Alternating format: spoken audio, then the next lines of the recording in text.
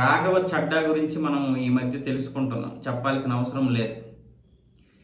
అలాంటి వ్యక్తి రాజ్యసభలో మాట్లాడారు. రాజ్యసభలో ప్రశ్నలు అడుగుతుంటే ఒక్కొక్కరికి ఏం చెప్పాలో అర్థం కాని పరిస్థితి. అలాంటి ప్రశ్నలు ప్రతి సామాన్యుడు, దిగువ తరగతి, అలాగే పేదింటి వారి గురించి మాట్లాడినటువంటి వ్యక్తి.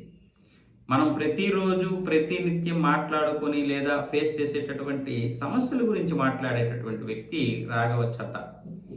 విదేశాల్లో చదువుకున్న జాతీయ భావజాలం మెండుగా ఉన్నటువంటి వ్యక్తిలాగే కనిపిస్తున్నారు. ఆయన ప్రశ్నలు కూడా అలాగే ఉన్నాయి. మరి అలాంటి నేత నుంచి ప్రొటెక్షన్ చేసుకోవాల్సింది, విమర్శించాల్సింది, డిఫెన్స్ చేసుకోవాల్సింది ఎవరు? అధికారం పక్షంలో ఉన్నటువంటి వారు. ఇక్కడ దౌర్భాగ్యం ఏంటంటే ఆమ్ ఆద్మీ పార్టీ తరఫు నుంచే ఆయనకి ఆ వ్యతిరేకత అంతా వచ్చింది. రాజ్యసభలో డిప్యూటీ లీడర్ ఆయన ఆప్ తరఫు నుంచి, అంటే ఉపనేత. అలాంటి ఉపనేతని మా వాడికి మీరు మైక్ ఇవ్వద్దు, మేము అతని పైన వేటు వేశాము, సమస్యల గురించి మాట్లాడరా నాయన అంటే సమోసాల గురించి మాట్లాడుతున్నాడు అని ఆమ్ ఆద్మీ పార్టీ ఈ కారణం చెప్పి ఆయన్ని తొలగించేసింది. మైక్ ఇవ్వద్దని కూడా చెప్పింది. మేమేం చెప్పాము? పార్లమెంట్లో ఉన్నప్పుడు కూడా స్పీకర్ అయినటువంటి ఓం బిర్లా మీద అభిశంసన వచ్చినప్పుడు సంతకం చేయలేదు ఈయన. అలాగే ప్రతిపక్షాలు వాకౌట్ చేసినా ఈయన ఎప్పుడూ కదలలేదు, అక్కడే కూర్చున్నాడు. మోదీకి ఫ్యాన్ అయిపోతున్నాడు. మోదీని విమర్శించరా అని మేము పంపిస్తే ఈయనేమొచ్చేసి మోదీ తరఫున మాట్లాడుతున్నాడు, మోదీకి ఫ్యాన్ అయిపోయాడేమో అని మాకు అనుమానం ఉంది. సమస్యల గురించి మాట్లాడరా నాయన అంటే సమస్యల గురించి మాట్లాడుతున్నాడని ఆమ్ ఆద్మీ పార్టీ వాళ్ళు ఏమొచ్చేసి గత 3 రోజుల నుంచి ఆయన మీద విమర్శించకుండా విమర్శిస్తున్నారు. అంటే అన్ని విమర్శలు చేస్తున్నారు ఆయన. ఇప్పుడు ఆయన ఏమంటున్నాడు? నేను గాయపడ్డాను, రాటు తేలాను. అదే దురంధర్లో డైలాగ్ ఉంటుంది, హీరో చెప్తాడు. అదే డైలాగ్ని చెప్తూ ఆయన ఆమ్ ఆద్మీ పార్టీ నేతలకి కౌంటర్ ఇచ్చాడు.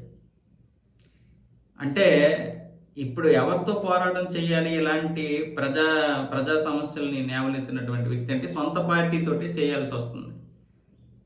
మామూలుగా ఆమ్ ఆద్మీ పార్టీ దేనికోసం ఏర్పడింది? అవినీతి లేని సమాజం కోసం, అసమానతలు లేని సమాజం కోసం, విద్య ఉద్యోగాలన్నింటిలో సమానత్వం కోసం ఏర్పడినటువంటి పార్టీ, పేదరిక నిర్మూలన కోసం ఏర్పడినటువంటి పార్టీ ఏమైపోయింది? అవినీతిలో కూరుకుపోయింది, సమానత్వం సంతకెళ్ళిపోయింది.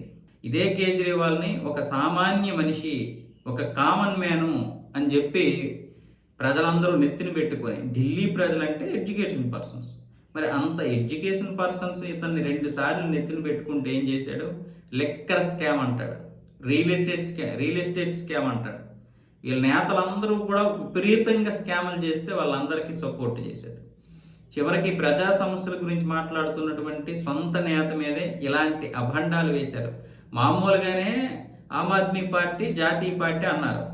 అలాంటి పార్టీ ఎవరికి తెలుసు? పంజాబ్లోను ఢిల్లీ తప్ప ఎవరికి తెలియదు. ఢిల్లీలో వీళ్ళ పార్టీ గత 10 సంవత్సరాలు ఉంది కాబట్టి జనాలకి తెలిసింది. దానికి వీళ్ళు జాతీయ పార్టీ అన్నారు. మరి ఇలాంటి జాతీయ నాయకుడు మాట్లాడుతున్నప్పుడు, పార్టీకి మంచి పేరు వస్తున్నప్పుడు మరి ఏం చెయ్యాలి? కానీ ఇతని మీద వేటేశారు. అంటే ఏదో జరుగుతుంది వెనక నుంచి. వీళ్ళు అవినీతికి ఎంత సపోర్ట్ చేస్తున్నారు అనేది మనకి ఇక్కడే అర్థమవుతుంది.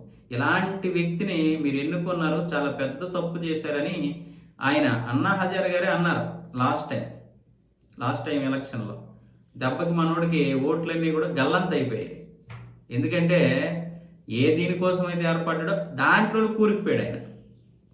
లిక్కర్ స్కామ్లో వీళ్ళు చేసినంత ఎవడూ చేయడు దేశంలో. లిక్కర్ స్కామ్ అంత చేశారు వీళ్ళు. మళ్ళీ వీళ్ళు నీతి వ్యాఖ్యలు చెప్తున్నారు ఇప్పుడు.